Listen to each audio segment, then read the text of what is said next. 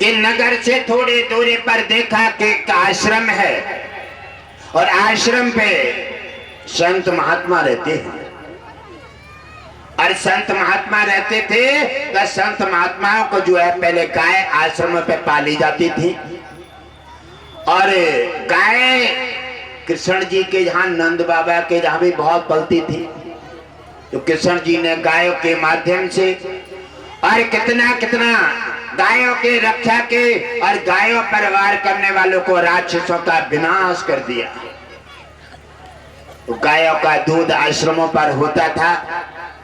एक दिन ऋषियों ने मन बनाया, क्योंकि ऋषि मुनि महात्माओं को खीर बहुत प्रिय होती है, और मन बनाया उन्होंने कि आज खीर बनना चाहिए। अब दूध की तो कोई कमी नहीं, और दूध बनाया और संत महात्माओं ने खीर बनने रख दी।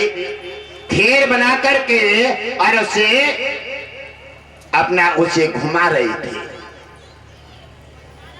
और खीर को चला रहे थे। और तब तक क्या होता है, संत जी की नजर ना पड़ी और तब तक खीर में एक छपकली गिर गई। संत जी की नजर नहीं पड़ती है और छपकली गिर जाती है। छपकली गिरते समय संत जी की नजर तो छिप गई, लेकिन एक मेढक देख रही थी। मेढक देख रही थी और मेढक ने देखा कि ये खीर में छपकली गिर गई है और संत महात्मा खीर खाएंगे तो सबके साथ चली जाए। अब खीर तो ये खाएंगे क्योंकि इन्हें बनाई है और इन्हें तो जानकारी है नहीं। उसी समय उन्होंने, अब मेढक सोच रही है कि मेरी आवाज ये समझेंगे नहीं, मैं क्या कहना चाहती हूँ। अब बार बार टर टर करे, लेकिन मेढक की आवाज कौन समझने वाला है। आजकल की दुनिया में व्यक्ति अपने फायदा को नहीं सोचने वाला है। मेढक बार बार इधर उधर उला फांदे कर रही है, लेकिन उसके बात कोई समझने वाला नहीं है। और उधर उन्होंने देखा कि ऋषि मुनि खीर का भगोना उतार करके नीचे रखते हैं। अब परसने के लिए जा रहे हैं। अब जब परसने के लिए जा रहे हैं, उन्होंने देखा कि खीर जी खाएंगे और सबके साथ चले जाएंगे। अगर कोई भी महात्मा किसी प्रकार से खिसक गया तो इसका सब अपराध मेरे पर लगेगा। आज हमारी दुनिया का हाल क्या है। अगर कोई किसी गाय को मार रहा हो, कोई गाय को ले जा रहा हो, अगर कोई किसी में लड़ाई हो रही हो, किसी को नाजायज सता रहा हो, अरे हमें क्या लेना देना है, कहा हम कहा किसी की लड़ाई पर हो, चलो अपना काम देखो और इन्हें लड़ने दो। वाह, जहाँ दिन दूसरे की व्यवस्था बिगड़ रही है, ता दिन तुम्हें अपने काम के लग रही है, और जहाँ दिन तुम्हारी व्यवस्था बिगड़ेगी ता दिन तुम्हें सहयोग की लगेगी। अपना दर्द सबको बड़ा भयंकर लगता है। और इसी प्रकार वो मेढक बार बार पछता रही है, सोच रही है कि अब मैं महात्माओं की जान कैसे बचाऊं, अब मेरे पास कोई और साधन नहीं है। बार बार मेढक अपनी व्यवस्था को सोचने लगाए है।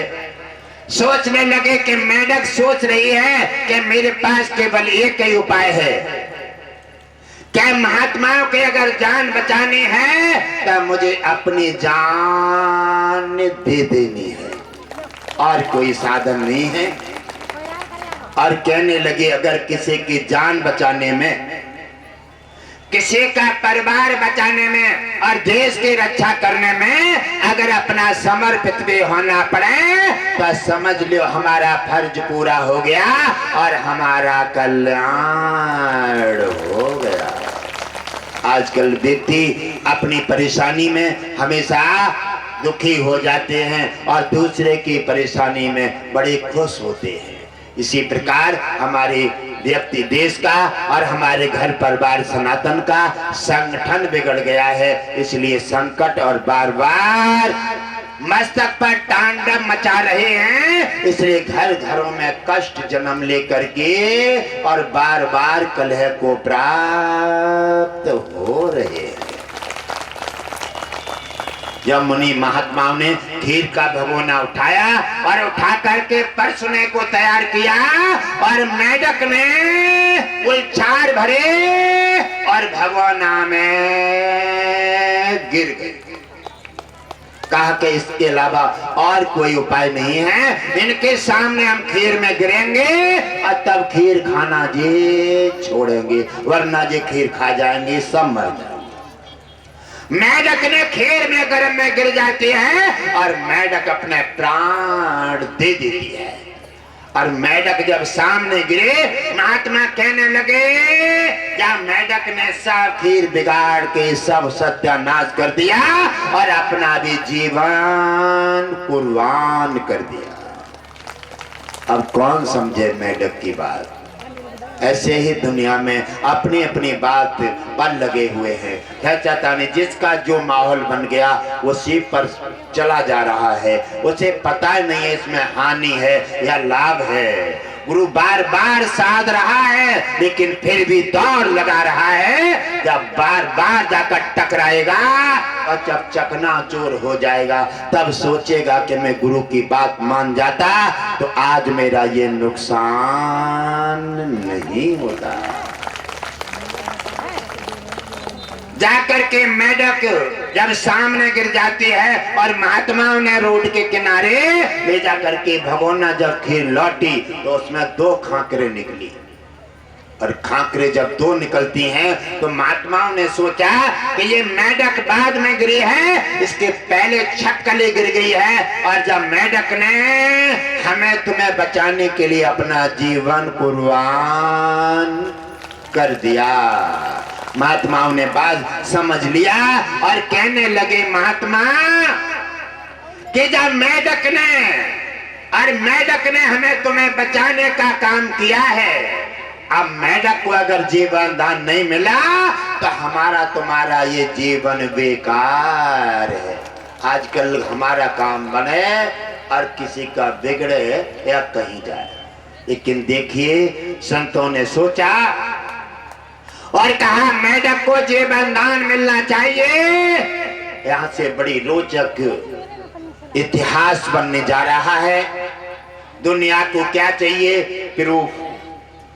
कोई भी कोर्ट में जाएं, कचहरी में जाएं, आप प्रूफ दाखिल कीजिए। प्रूफ चाहे झूठा हो और चाहे साची हो, और जो अत्याचारी होता है वो तो प्रूफ दाखिल कर ही देता है, क्योंकि उसे तो हथकंडे आते हैं और सीधे साधे व्यक्ति खाम खां पिस करके बर्बाद हो जाते हैं। जब उन्होंने देखा मेढक की तरफ और मुनियों ने अपने हाथ में जल लेते हैं और जल लेकर के जैसे वेद मंत्र का उच्चारण किया और जैसे जल मारते हैं, मेढक को 16 साल की सुंदर कन्या बना दिया। 16 साल की सुंदर कन्या मेढक जब बन जाती है, क्योंकि साधु और ब्राह्मण को देर नहीं लगती, कृपा दृष्टि हो जाती है, सूखी खेती हरिया जाती है। भक्ति का साधन जब मिल जाता है, भक्त जब समर्पित हो जाता है और उसके डोरे जुड़ जाते हैं और वो सोच लेता है कि मेरा अब यहाँ के बिना कहीं पर कोई कल्याण नहीं है, अब मुझे जैसे रहना है, यही समर्पित होना है, इन्हीं का गुणगान करना है। इतना सोचते ही भगवान विष्णु भक्त के कल्याण की खोज करने लगता है और किसी न किसी रूप में आकर के उसका उद्धार कर देता है। और मेढक 16 साल की सुंदर कन्या बन जाती है और कन्या जैसे बनते हैं और मुनिराज को देखा, हाथ जोड़कर कहने लगी, हे मुनिराज, आपने ये क्या कर डाला? मुनिराज ने कहा, मैंने तो अच्छा किया है, मैंने ऐसा कौन सा अपराध कर दिया? अरे देवी, तुमने हमारे साथ में मेढक बन करके और हमारा जीवन बचाने का प्रयास किया, इसका हमने तुम्हें फल दिया है। और मेढक से हटा करके हमने तुम्हें 16 साल की सुंदर कन्या बना दिया है। कहने लगी, गुरुदेव आपको तो सुंदर अच्छा लगता है, आपने तो हमारा हित किया है, लेकिन गुरुदेव हमारा तो अहित हो गया।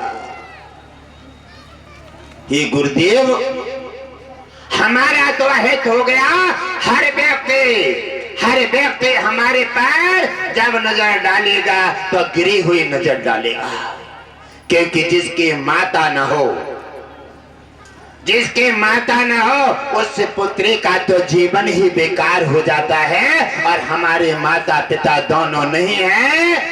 जब भी हम आपके आश्रम पर रहेंगे तो आपको भी आरोप लगेगा और कोई कहेगा कि कन्या आश्रम पर रहती है। और जब हम निकलेंगे कहीं को तो समाज हमें गिरी दृष्टि से देख करके बार बार हमें धिक्कारेगा, हमें जीने नहीं देगा, हमें चलने नहीं देगा।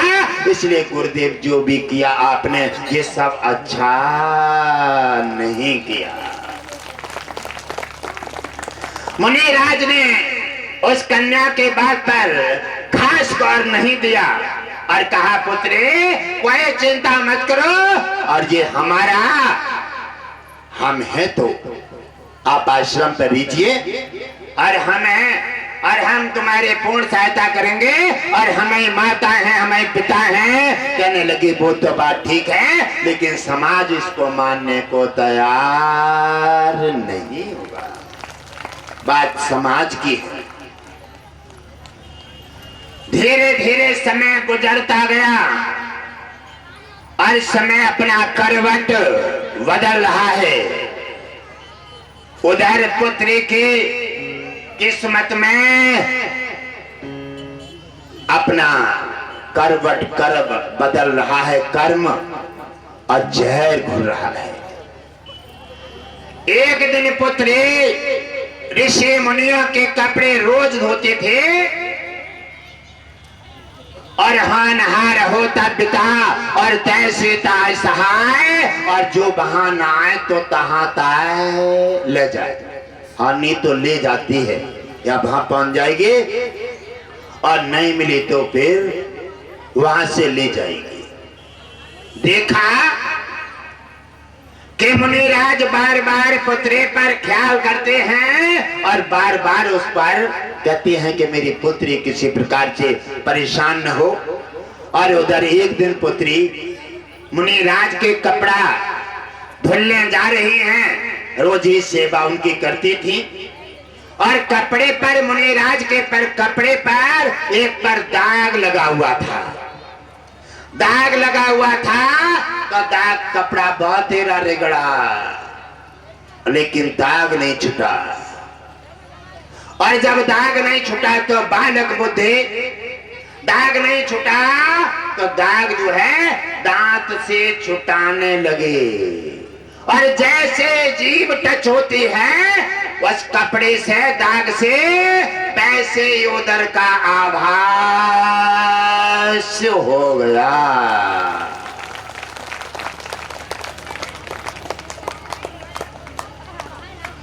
पुत्री का उधर का आभास हो जाता है और उधर पुत्री को चिंता बढ़ जाती है, माता नहीं है किससे कहे। और ये ऐसा सीन है जिससे कहोगे कोई भरोसा नहीं करेगा। हर समाज को चाहिए प्रूफ, कोई किसी के बात को सुन करके समझने वाला नहीं है। पुत्री के जीवन में जहर घुर जाता है। अब पुत्री दिन पे दिन चिंता में बढ़ती जा रही है। अब किन से कहे अपने दर्द की बात, क्योंकि कुदरत का मार पुत्री पर गिर गई है। अब पुत्री ने धीरे धीरे बहुत देर छिपाने की कोशिश किया, लेकिन उधर ऐसी चीज है ये दिन पे दिन बढ़ता है। और पुत्री का उदर जब बढ़ गया तो एक दिन मुनिराज की नजर पड़ गई।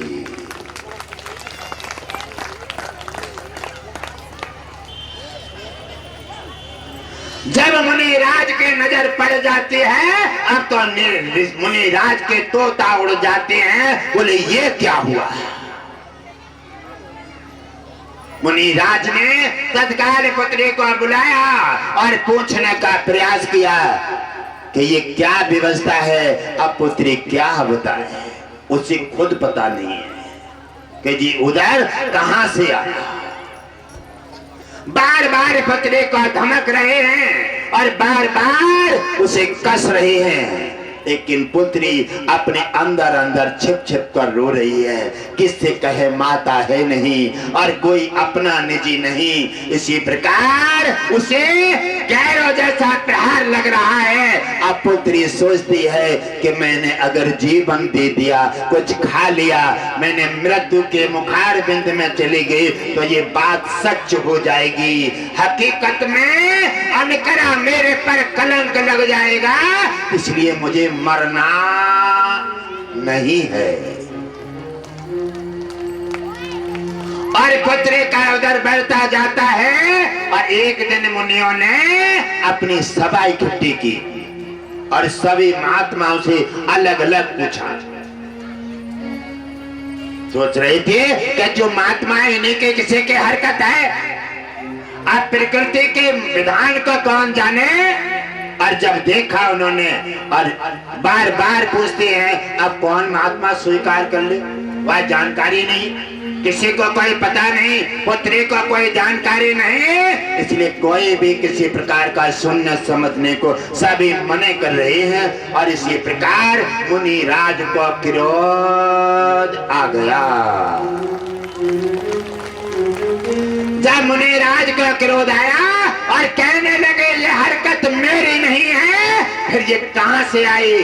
जाओ, मैं श्राप देता हूं, जिसका ये अंश होगा और उसी के दो दो सींग निकल आएंगे।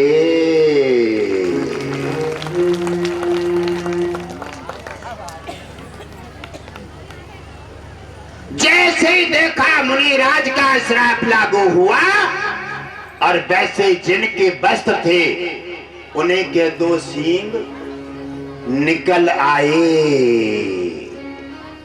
कहने लगे गजब हो गया। अब ना मुनिराज की हरकत है और ना पुत्री को पता है कि उधर कहां से आया। अब सत्य कौन बताए? लेकिन सत्य अपना विकराल रूप धारण कर रहा है और प्रूफ दाखिल कर रहा है। क्यों? क्या उधर दिखाई दे रहा है, उधर मुनिराज के श्राप से ऋषिराज के दो सींग निकल आए। समाज क्या कहेगा कि ये मुनि की कमी है, इसे की हरकत है। लेकिन मुनिराज की कोई हरकत नहीं थी, ना पुत्री को पता था कि उधर कहां से आया। अगर वो पुत्री कहे तो कोई मानने को तैयार होगा? कोई नहीं मानेगा। ना माँ माने, ना भाई माने, ना बहन माने, कोई नहीं मानेगा। उसका करीबी अपना भी कोई नहीं मानेगा और सब उसके विपरीत हो जाएंगे। पुत्री सोच रही है कि अब क्या करना चाहिए। मुनिराज कहने लगे अब हमें तो मरने को भी जगह नहीं। भक्ति भाव के साथ अपने को समर्पित करके आजकल तो नाना प्रकार से दिखावा बहुत करते हैं। अपनी बात को किसी के तुम्हारी कसम भी खा जाएंगे और कसम खा करके अपने काम भी वही करेंगे और सोचते हैं तो कसम हमने अपनी थोड़े खाई है, कसम तो हमने जिसकी खाई है मरेगा तो वो मरेगा, हमारा क्या बिगड़ेगा। ऐसी मानसिकता जब मानव की बिगड़ जाती है तो कसम जो दूसरे की खाता है, दूसरे की कसम से उसका कोई फर्क नहीं। उसका पाप का डेरा तुम्हारी मस्तक पर डेरा डाल देता है। जो जैसा करोगे वैसा ही भरना पड़ेगा।